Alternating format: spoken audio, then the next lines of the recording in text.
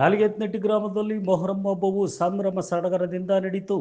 ಮೊಹರಂ ಹಬ್ಬವು ಭಕ್ತಿ ಭಾವದ ಸಂಕೇತ. 10 ದಿನಗಳ ಕಾಲ ನಡೆಯುವ ಪೀರ್ಲ್ ಹಬ್ಬ.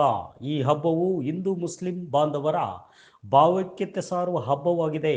ಇದು ಹುಸೇನ್ ಮತ್ತು ಸಹೋದರರ ನೆನಪಿಗಾಗಿ ಆಚರಿಸುವಂಥ ಹಬ್ಬ.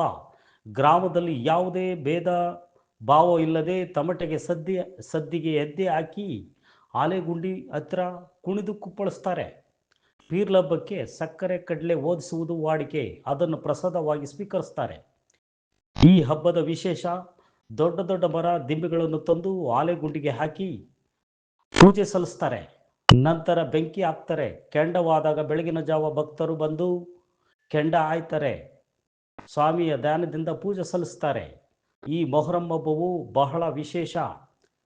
ಈ ಒಂದು ಹಬ್ಬದಲ್ಲಿ ನಲಿಗೆತಟ್ಟಿನ ಗ್ರಾಮಸ್ಥರು ಇತರರು ಭಾಗವಹಿಸಿದ್ದರು.